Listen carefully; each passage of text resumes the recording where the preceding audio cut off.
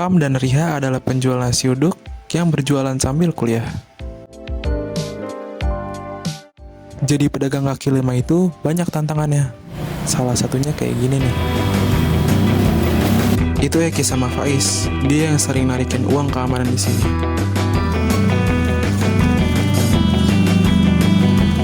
Duit. Duit apanya bang? Apaan bang? Lah masih nanya lagi lu duit apaan? Setoran, keamanan. Lagi ngalir banget sih bang. Lah itu apaan lu nggak usah bohong dah. Ini udah tadi loh bang. Lu mau gua abrak-abrik lu? Sorry banget ya bang. Udah sini. Ayo cabut. Cabut bang. Bang jangan bang. Bang udah gitu bang. Lu masih mau jualan nggak di sini?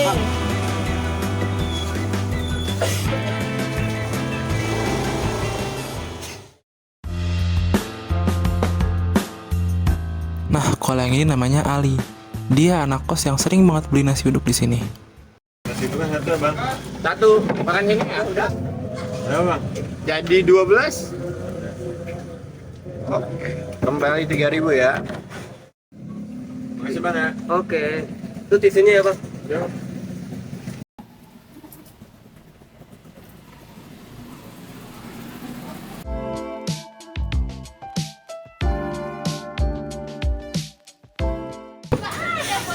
Duh, kemana ya bang ya? Ini duit udah nggak ada nih buat beli bahan besok. Aduh. Emang habis banget duit kita? Iya bang, tadi sama preman kan udah ambil semua. Anjir ya. Aduh. Bang, bagi kerupuk bang. Oke bang, bentar ya. Apa sih bang, kusut banget ayolah. Lu jualan kayak gak semangat gitu bang. Ya tadi ada yang narikin duit kita buat duit keamanan bilangnya. Oh, terus gimana bang? Ya, itu bang, mana akhir-akhir ini lagi sepi kan? Oh gitu bang, berarti lu gak ada itu ya? Modal lu habis ya bang ya buat besok ya? Ya duit kita juga udah nipis banget nih. Nih bang, gue nemu ada di UIN. Itu BMT Syariah namanya bang. Apaan Nih, tuh, lihat BMT ya di Syariah? Instagram. Itu apaan tuh bang? Ini tuh kayak koperasi buat ngemodalin UMKM-UMKM yang ada di Indonesia itu. Tapi syariah dia. Lah, di kampus kita itu mah. Nah, iya ya udah lu samperin bang. Udah coba bang, boleh ini nggak foto alamat teman-teman tokonya bang? Boleh. Boleh tuh, boleh, boleh boleh. tuh.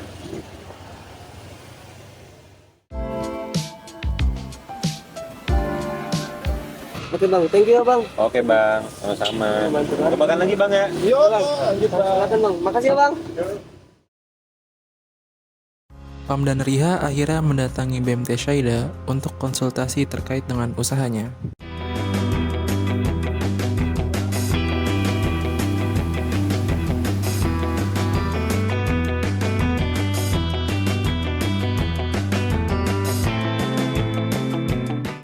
BMT Chicken Mart ini adalah salah satu produk pengembangan UMKM yang dilakukan oleh BMT Syaida.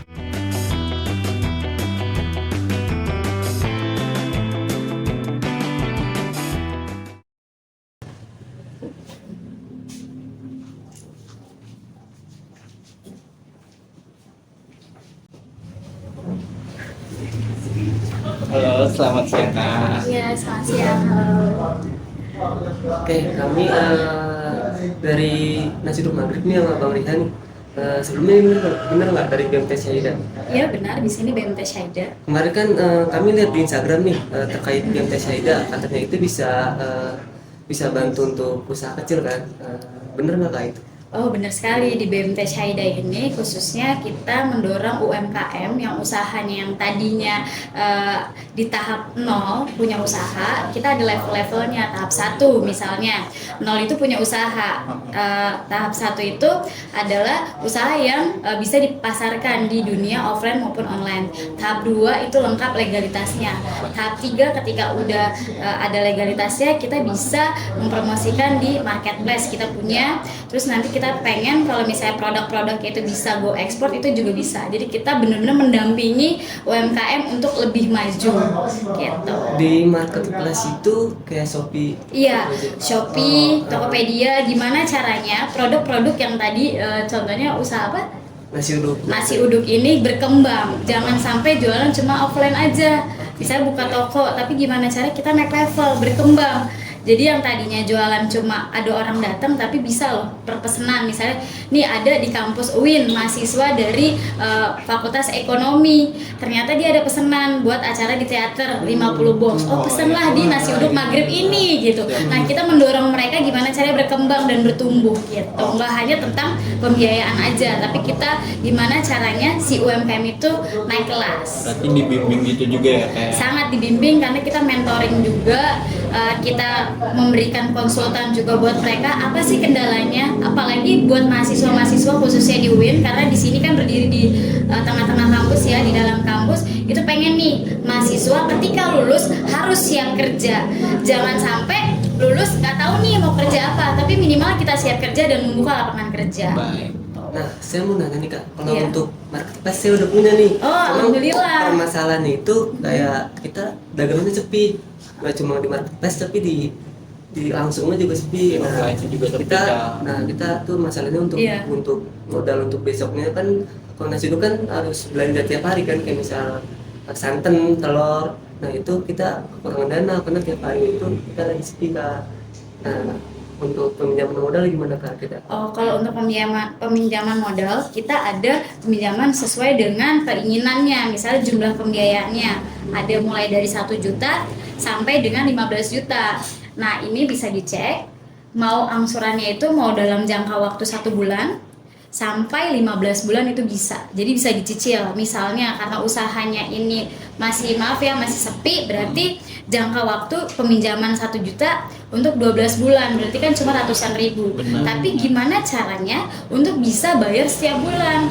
Itu kita kasih tahu nih, maaf, misalnya jualan online-nya sepi, di marketplace sama di offline-nya sepi. Mungkin nggak jemput bola. Contoh offline, kita buka dari pagi, misalnya jam 6 pagi sampai jam 10. Sepi, omsetnya cuma 10 porsi aja. Tahu nggak kenapa? Karena kita tidak mempromosikan. Misalnya, maaf ya, di sekitar kita ada masjid. Kita bikin aja nih kertas. Maaf ya, ini kan kertas nih. Kita buat nih nasi maghrib, ya namanya nasi maghrib. Kita fotokopi aja. 1 lembar dibagi 8. Kita promosi, kita gunting-gunting, itu kan cuma 200 perak ya. Berarti satu kertas itu 50 perak. Kita buang uang untuk promosi di masjid, TK, sekolah dan sebagainya. Gimana caranya nasi maghrib ini terkenal? Insya Allah di lingkungan sekitarnya, di lingkungan Kak. sekitar. Insya Allah orang udah tahu kualitas kita dan branding kita. Jangankan pinjam 1 juta, mungkin kita akan dapat uang 1 juta dan tanpa harus minjam di BMT lagi, bahkan menabung. Awalnya minjam, ternyata bisa menabung nanti ke depannya. Kita lebih pengen tuh mahasiswa itu benar-benar independen, mandiri, dan usahanya itu berkembang. Jangan sampai modal kita banyak tapi gulung tikar. Karena apa? Satu, pengetahuannya gitu-gitu aja, ternyata banyak loh yang kita bisa ambil peluang-peluang yang ada. Rangkul sekolah, rangkul masjid, rangkul TK, komplek perumahan. Siapa nih ketua RW-nya, RT-nya, kita sowan. Jangan sampai kita cuma jualan udah diem aja, itu nggak bisa, itu monoton, itu zamannya kapan gitu. Nah kalau sistem ini masuknya ke sistem apa ya Kak? Kan tadi ada mudoroba, Iya. ini masuknya ke mana Kak? Kalau itu mudoroba, Mudoroba. iya. Jadi nanti bisa dicek juga di sini, bisa dilihat, ini ada produk-produknya, ya. Terus ini juga ada penjelasannya juga. Jadi nanti dilengkapin aja data-datanya. Gitu. Jadi kayak KTP, udah pada punya KTP kan ya. NIB udah punya belum? Nomor induk usaha. Waduh, Belum, nanti tinggal download di website OSS, daftar, dilengkapin data-datanya, ada KTP, alamat rumah dan lain-lain. Kita skalanya di usaha apa nih? Nanti ada skala-skalanya. Nanti ini saya buat kasih daftar tutorial ini. deh. Iya, karena persyaratan sekarang kalau kita mau usaha harus punya NIB. NIB itu nomor induk usaha, berusaha. Kalau SIM kan pasti naik motor harus punya SIM. Nah, kalau usaha itu. Oke, baik. Iya, gitu. Oke, untuk pinjaman ini nanti kita pikirin dulu ya Kak. Baik, iya kalau bisa harus ada target-targetnya gitu. Jangan sampai minjem-minjem aja ternyata uangnya dipakai malah buat jalan-jalan. Iya. Paling kita kan nanti kalau misalkan masalah yang terkait modal ini udah kelar, kita mau ada rencana buat buka usaha baru nih Kak. Oh, alhamdulillah. Apa nih? Nah, bukan buat usaha baru, buat buka cabang baru. Oh, cabang baru. Oh, udah pasti. Nah itu kira-kira kita butuh modal yang banyak kan Kak? Pasti dong. Itu gimana Kak kalau kita bilang ke BMT ini? Kalau menurut saya sih jangan memikirkan modal dulu. Kalau untuk pinjaman kan udah pasti ada nih. BMC siap untuk memberikan fasilitas pinjaman, pembiayaan. Tapi balik lagi, apakah setiap bulan itu kita sanggup atau tidak? Jangan awalnya kita butuh nih usaha, misalnya maaf ya saya butuh duit 20 juta, oke BMT kasih. Tapi maaf, perjalanan usahanya itu yang tadi kalian bilang sepi. Nah itu kan bermasalah nantinya. Udah masalah, tambah masalah, dan sangat bermasalah. Kalau menurut saya lebih baik kalau mau usaha itu ada bisnis plan-nya, perencanaannya gimana, targetnya siapa, terus pasarnya siapa.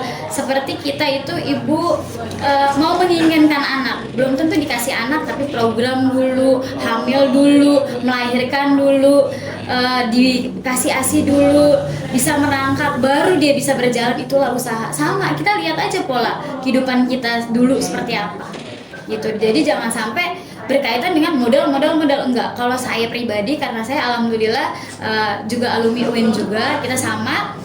Saya di UIN cuma beda fakultas saja. Tapi saya dari dulu emang suka banget usaha. Tapi saya jangan berpikir untuk usaha itu modal dan modal.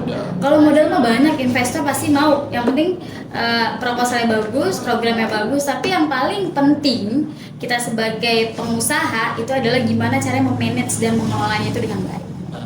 Tapi ada nggak sih Kak nasabah Kakak nih yang minjem juga di sini dan itu udah berkembang banget gitu usahanya?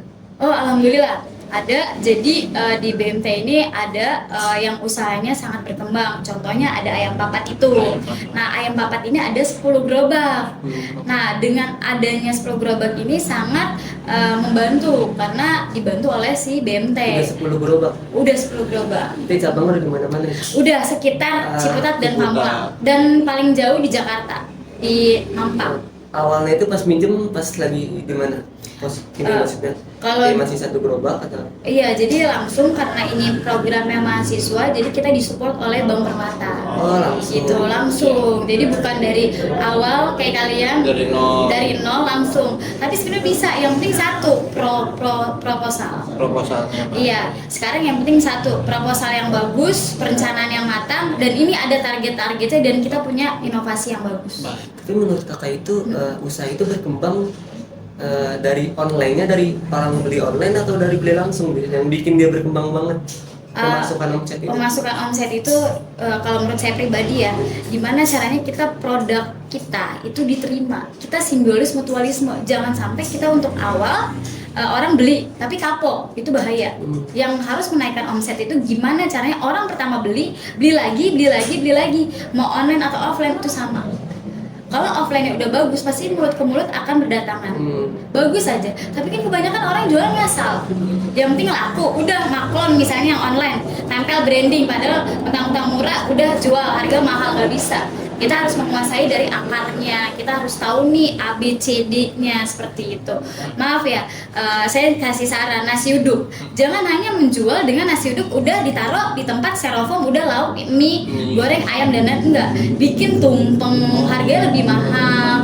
Bikin cetakan box bento buat anak-anak TK bentuk love, bintang. Itu jadi harganya jadi upgrade-nya lebih mahal karena apa? Kita menjual kreativitas. Inovasinya ya? Iya, inovasinya. Ya sebenarnya kalau untuk nambah-nambahin orang gitu kan, saya kan punya waktu juga cuma malam doang kan. Iya. Nah itu yang jaga itu kan saya, yang masak itu ibu saya. Nah mungkin saya punya masalah di situ Pak untuk nambah-nambah lauk atau apa, itu nggak ada waktunya. Nggak ada waktunya. Jadi kekurangan orang untuk Iya. produksi dan juga yang jaga juga gitu kan. Kalau menurut saya sih kalau masalah tentang jaganya beda sama makanannya beda, untuk masaknya gimana caranya itu kita tuh higienis, jadi pakai wrapping, tahu kan? Oh iya. Nah masak 1 hari sebelumnya, yang penting kita nanti kita panaskan itu juga enak, masih iya, fresh. Tapi Jadi kualitasnya kita terjaga itu. terjaga, tapi karena apa? Higienis ya. Terus pakai wrapping, jangan terkontaminasi atau apapun. Insya Allah bisa. Jadi jangan dikerjakan dengan malam, enggak. Malah lebih baik kita bangun jam 4 pagi sebelum subuh, kita udah prepare, sholat subuh berangkat, bisa. Nah kalau ini kita tertarik sama mengajukan pendanaan itu Kak. Nah kalau dari BMT itu nanti prosedurnya seperti apa ya Kak? Ya, kalau untuk prosedur kita minta kelengkapan data yang tadi saya jelaskan, NIB ya, itu ya? NIB, KTP, terus kartu keluarga dan sebagainya. Nah, setelah nanti udah administratifnya sudah lengkap, kita analisa nih. Kan peminjaman pengajuan misalnya 1 juta, kita analisa apakah disetujui atau tidak. Nanti ketika sudah disetujui, nanti kita ada tahap survei.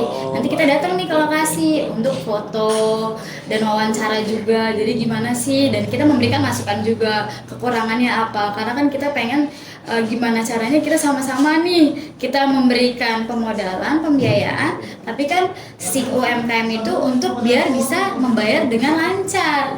Karena kan kita masalahnya kalau nggak lancar itu masalah buat kita. Untuk mengantisipasi kita melakukan sosialisasi gitu. Sebenarnya menarik banget sih ya Bang. Ini bisa ngebantu usaha kita banget. Iya, bener. Tapi ngomong-ngomong, kita ngomongin BMT dari tadi. BMT itu apa sih Kak?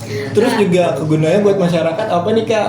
Ayo, kalau kalian datang ke sini, tahu nggak singkatan dari BMT? BMT. Harus tahu dong, apalagi Google tuh udah marak banget. Ayo, apa ayo?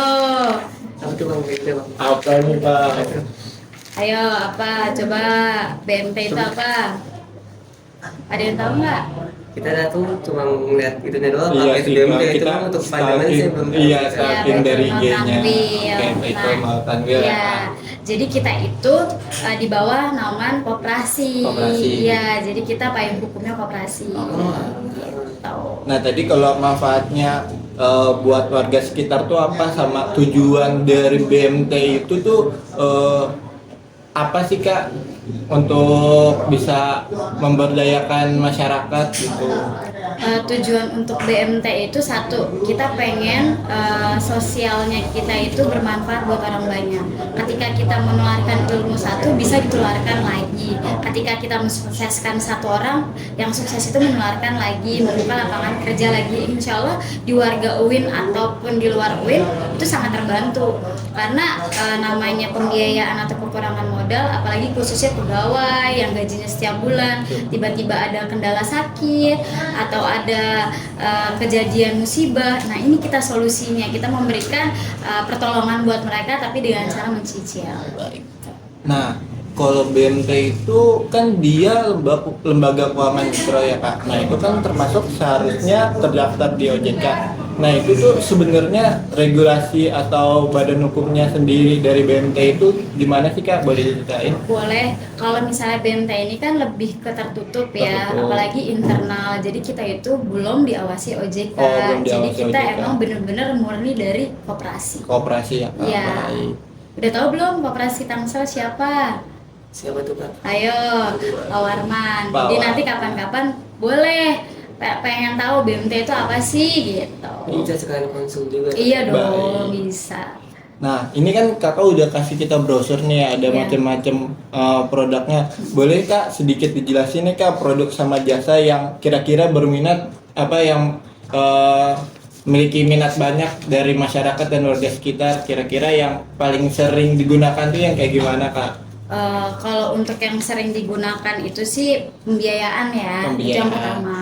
Kedua juga ada produk dari simpanan. Simpanan. Orang-orang yang warga-warga di sini yang pada usaha kita tarikin.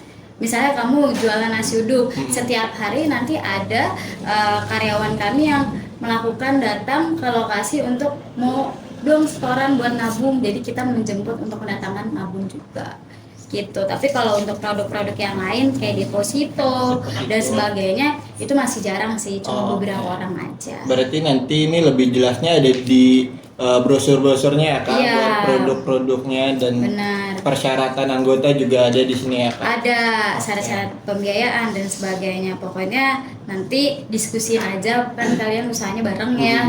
Jadi biar tahu nih buat jangka panjangnya seperti apa gitu. Oke, aku juga mau sedikit dengar sih Kak, kalau tadi kan ada ayam papat ya untuk dari yang usaha dari mahasiswa UIN. Nah, kalau di BMT itu kegiatan usahanya seperti apa sehingga dia bisa memberdayakan masyarakat sekitar. Contoh real selain si ayam pampat itu. Jadi untuk masyarakat sekitar, karena kita di dalam kampus, kita itu punya merchandise buat kegiatan buat acara wisuda. Jadi mahasiswa-mahasiswa itu memproduksi dari pita. Kalau biasanya beli bunga plastik, tapi ini pita. Dari pita dibikin bunga, jadiin buket, bikin boneka wisuda itu, terus bikin merchandise, bikin gimana caranya ada usaha realnya itu kayak KKN nih. Banyak dong kebutuhan buat bikin kaos atau apapun. Nah, itu jadi mahasiswa. Mahasiswa yang memasarkan, dia mendapatkan keuntungan, nanti kita memberikan pemodalan buat mereka gitu. Berarti untuk masyarakat ini ruang lingkupnya itu masih mahasiswa UIN karena di Syahida ini ya kayak. Iya, benar. Mungkin selanjutnya kita sedikit baca-baca dulu sih Kak, biar kita makin ngerti ini tentang BMT dan juga pengajuan modalnya. Nanti kedepannya kita mungkin sedikit berkabar untuk survei dan prosedur selanjutnya untuk pendanaannya. Mungkin dari kita sekian aja ya Bang. Iya, tiga aja Kak. Siap, pokoknya sukses selalu ya usaha nasi uduk maghribnya, semoga berkembang. Oke, mari sama-sama. Ya, assalamualaikum. Iya. Ya, mari. Iya. Ya.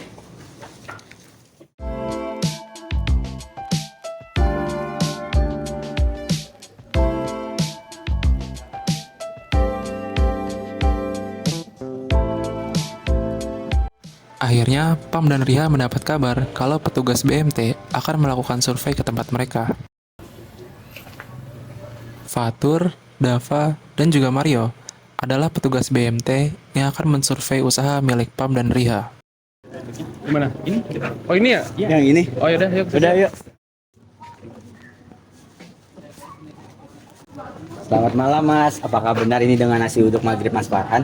Iya, Mas, ada apa ya? Kami dari BMT ingin mengadakan survei terkait konsultasi Mas untuk pendanaan usaha nasi uduk maghrib Mas nih. Walah, oke Mas, boleh kita duduk situ aja? Iya, Biar ngomong lebih enak juga. Mari.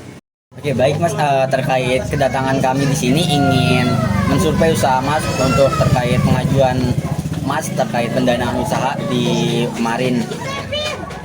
Benar, kami memang mengajukan tambahan modal karena memang kami membutuhkan tambahan modal karena usaha kami sedang sepi.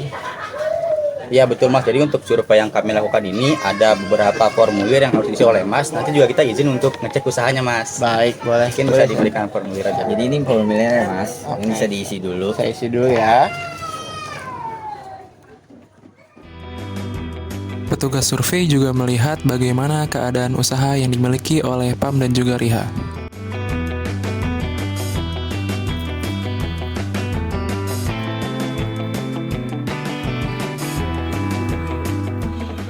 Baik Mas, ini formulirnya sudah saya isi. Oke baik, terima kasih. Mungkin ditunggu ya untuk hasilnya. Baik. Nah, kami izin pamit nih Baik, ya. terima kasih ya Mas, terima kasih banyak. Oke baik, terima kasih. Baik Mas, selamat Ya, makasih, Pak. kasih. Warung nasi uduk akhirnya bisa berjualan kembali seperti semula. Akhirnya, warung nasi uduk yang tadinya sepi sudah mulai dipadati oleh pelanggannya lagi. Pam dan Riha juga memberanikan diri mereka untuk membuka tempat yang lebih besar.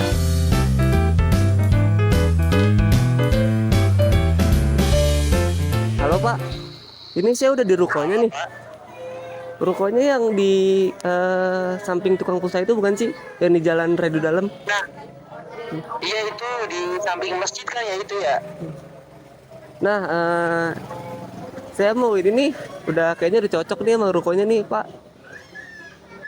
Oh ya udah boleh, udah disurvei juga kan, udah dilihat-lihat. Kira-kira pembayarannya gimana ya Pak? Lewat transfer bisa nggak?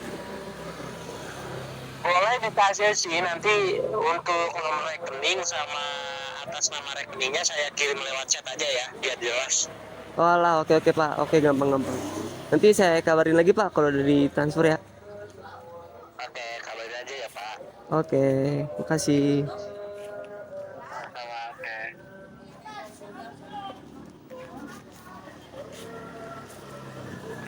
Oke.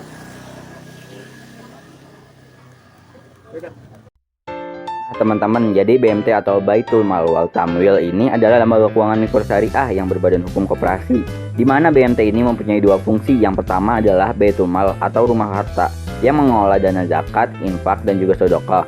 Lalu fungsi yang kedua adalah Wal Tamwil atau rumah pembiayaan yang berkonsep syariah, yaitu dengan bagi hasil. Jadi untuk teman-teman khususnya mahasiswa UIN Jakarta yang sudah mempunyai usaha tapi bingung caranya mengembangkannya, kalian bisa banget nih datang ke BMT Saidan untuk konsultasi atau bahkan kerjasama untuk mengembangkan usaha kalian di sana.